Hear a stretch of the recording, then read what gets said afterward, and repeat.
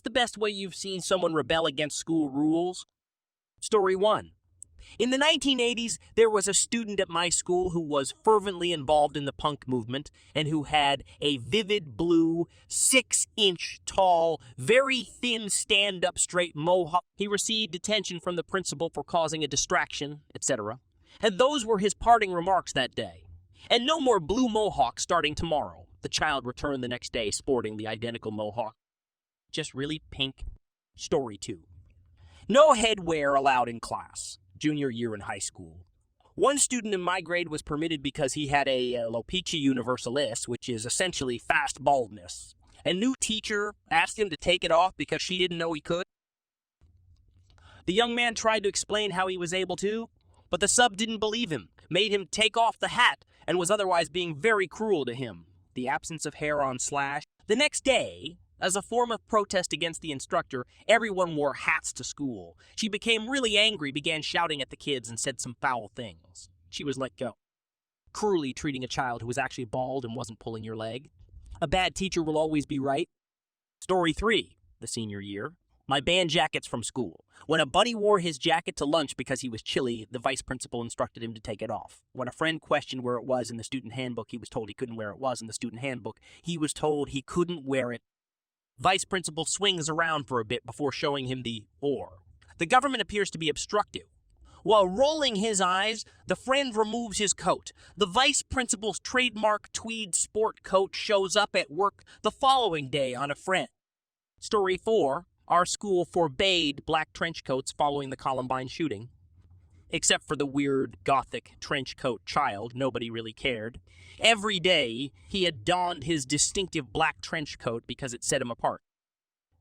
The school abruptly notifies him that he can no longer do it. The youngster then made an effort to buy or create trench coats of various colors, choosing to wear such instead.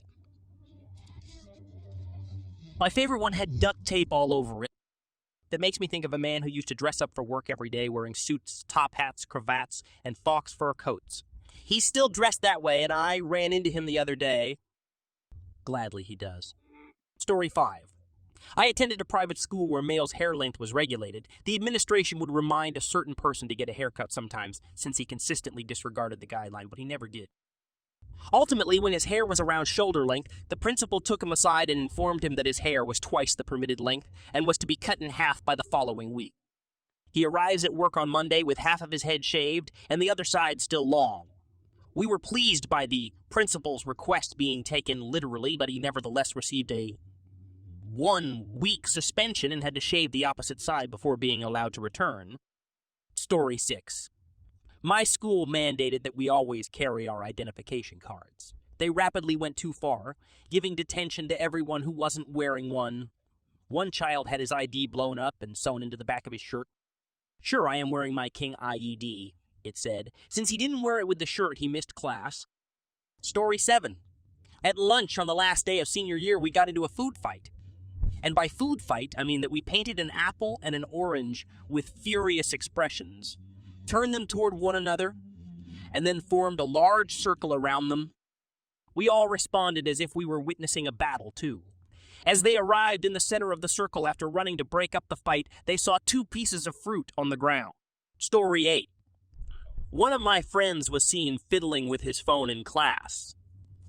The school regulations at the time stated that if you were found, your phone would be taken away for the whole day and would not be returned until the following day.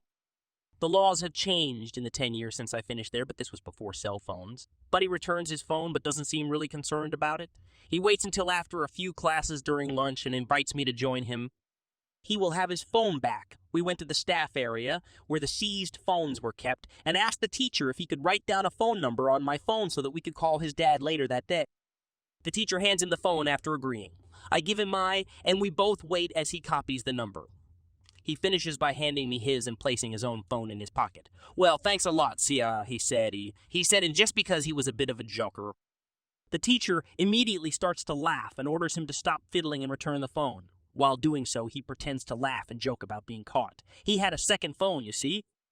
The identical model, except this one was damaged. He promised not to charge anymore. Therefore, when he put his functioning phone in his pocket, it was close to the malfunctioning one. He only returned the damaged phone after the instructor forced him return the working one. Throughout my tenure at that school, that was the finest switcheroo I had ever seen. He spoke so effortlessly and casually about the situation. The sight was breathtaking. Indeed, the regulation is awful. Thank God, I've never attended a school where such regulation existed. I just have a phone alarm, and without it, I would sleep for an additional 5 hours. Story 9. 10 years ago, some fools dressed up for Halloween and used it as an excuse to cover their faces while they damaged the school. As a result, Halloween costumes were outlawed at my high school. More than half of the students in my final year made the decision to continue dressing up and marching into school every morning. Even though we all knew we would soon be punished, it made no difference. I spent the entire night creating a set of armor out of cardboard and metallic duct tape, along with a broomstick horse to ride it on. We all met in the parking lot the next day to wait for everyone to arrive. A lot of people went all out, and there were many incredible costumes. We began our march in after approximately 20 minutes of waiting. The deans were waiting for us as soon as we came, since they were aware of our intention. In order to assign detentions in my group, they began separating individuals into groups and obtaining student IDs. When the dean asked for an ID from one of the men dressed as an atom, the man began making atom noises and then slipped the document out of the slot normally used for a debit card. Even though it was very fantastic that so many of us participated, it was one of the funniest things ever, and I was so envious that my costume was not as inventive as his. For me, his costume simply made the entire event. Story 10. A buddy was advised by his guidance counselor in high school to forgo applying to his first choice university since he would not get accepted. He was upset and went to the principal, who advised him to believe anything the counselor says, since it was her responsibility to provide her best judgment. Even so, he applied and was accepted. He copied the acceptance letter, tacked it on the principal's and the counselor's doors, and left no notes of appreciation on either. He didn't even attend that institution. He was unable to afford it. Yet the main issue was that, Story 11. In middle school, we had a terrible Spanish teacher who had the class write the same line 100 times in detention as a kind of collective punishment. My buddy and I once asked her whether we may type our imprisonment in the computer lab on one of these instances. Having computers in classrooms at the time allowed us to increase our typing speed. The answer was yes. We didn't type much, but we did learn how to create a simple program that repeated a sentence 100 times. We refrained from using copy and paste, since our computer instructor saw this as a chance to educate us about programming basics rather than letting us get by with cheating. Moreover, copy and paste may not even exist yet. The software must also output the line number before each iteration, so keep that in mind while providing solutions. If not, Mrs. Cortez won't be able to see that you entered precisely 100 lines. Story 12. When I was in high school, the front office was where you had to go to pick up a detention slip if you were late to class. After giving it to the instructor for that time to write it down, you would be compelled to attend lunch detention on that particular day. After the third slip, I realized that nobody really gave a damn about the professors, security, or kids. As a result, for the remainder of the school year, whenever I arrived late, I would walk through the building with an old detention slip in hand, give it to my teacher to mark down, then return to hand it to the lunch detention supervisor. However, since the front office didn't have a record of my tardiness, I never had to attend detention. In my final year, I arrived late at least 50 times, despite only receiving warnings the first 3 times. After I graduated, I even told my parents about it, and even they thought it was silly and funny. Similar, easily abused tardiness policies existed at my school. An unexcused absence was defined as 3 parties that were more than 10 minutes late, and you were permitted 13 of them each class. So there would be no repercussions other than the teacher's anger if you missed the first 10 minutes of 38 different classes. At the end of the semester, it was also reset. I have no idea why the policy was so lax, besides the fact that it was an extremely upper-middle-class school with a huge concentration of high achievers who far outnumbered lasers like myself. Story 13. Our lunch shift was way too early in the day when I was in 7th grade, so by the end of the school day, we'd all be feeling hungry. That day was always when students would bring in snacks.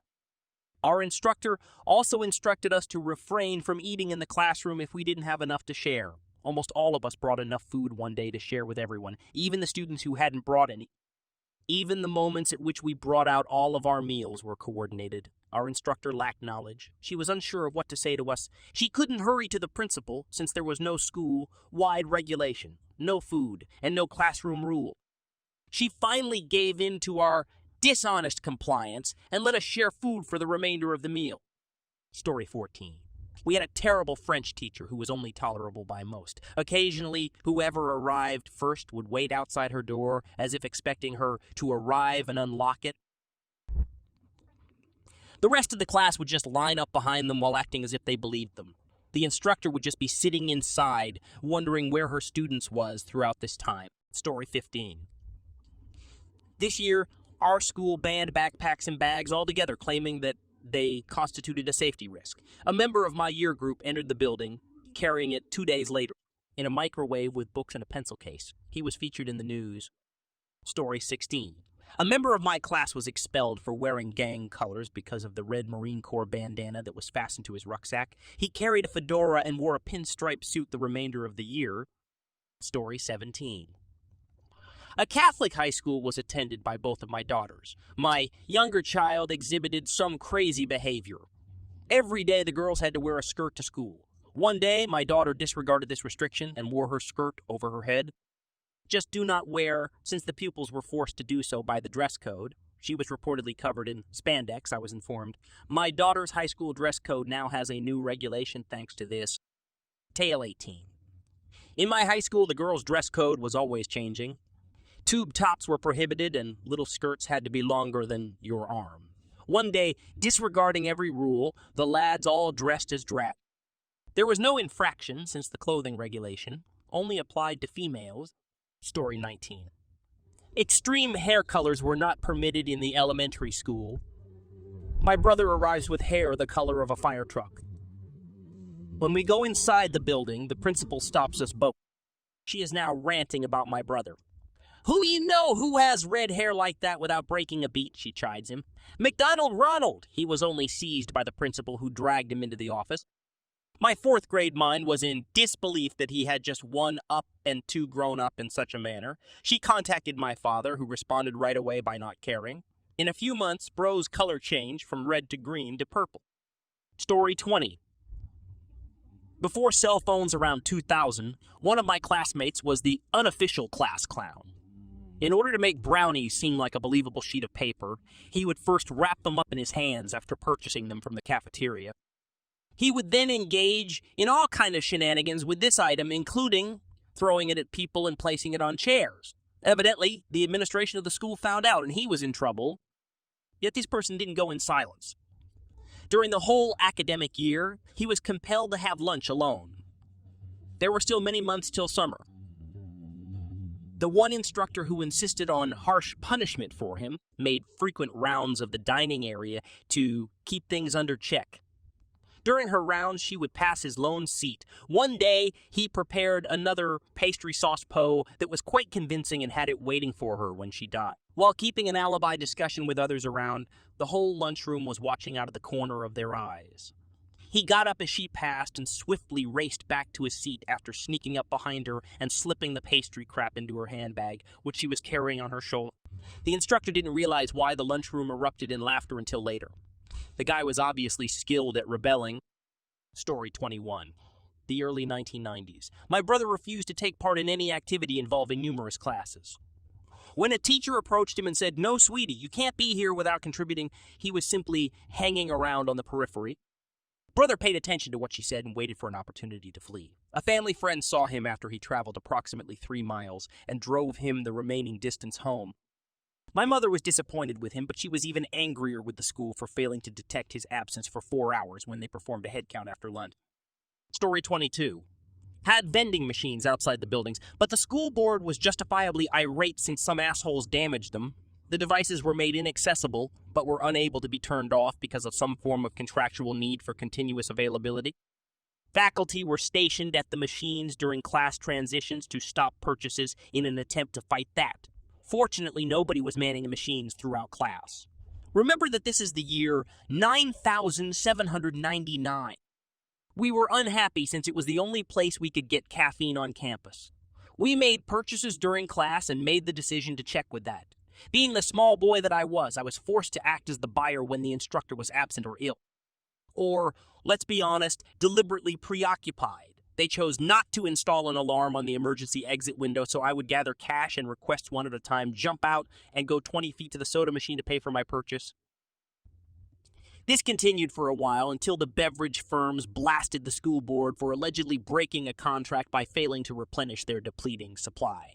They recognized that the purchases were still being made when they added two and two together. Evidently, I wasn't the only gopher since the prohibition was removed from my last year.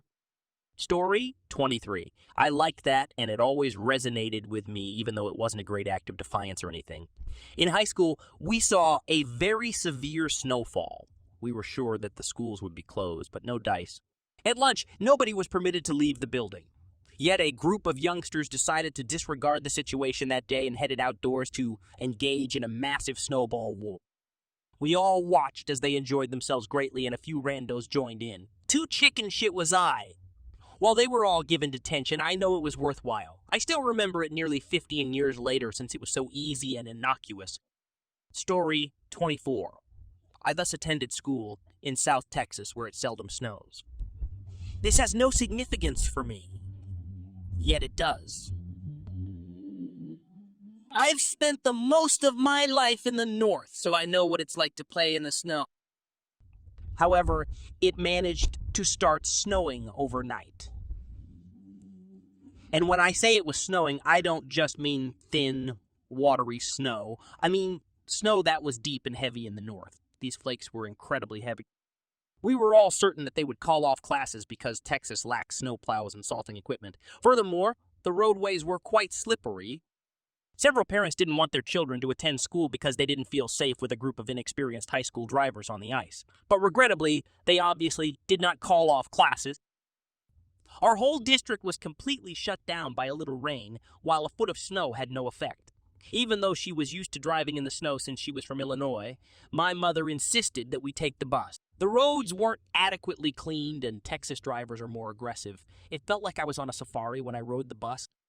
Children were photographing the icicles on the trees while gazing at them with amazed eyes. That was humorous, but when we arrived at the school, the campus resembled a battleground. Everyone had given up on going inside and had taken to having snowball battles around the whole campus and in the parking lots. No one entered the building after the bell rung, of course. The vice principal walked to the front of the school and ordered the students inside while I observed from the window, getting snowballs thrown at his bald head, of course. The road youngsters were eventually gathered by him, and we all started the first period. My teacher was laid back and realized that nobody would pay attention because the majority of the class was already absent. She brought us outdoors and let us play out the Civil War with snowballs, as we were having fun outside. The sound of the fire alarm caused us all to stop. Over the next 2 periods, the whole school showed up. The person who triggered the fire alarm is still remembered fondly at our school. He and another child who thought it would be a good idea to throw ice at a police officer were indeed both arrested. I had only ever seen the high school once before, completely unable to control anybody.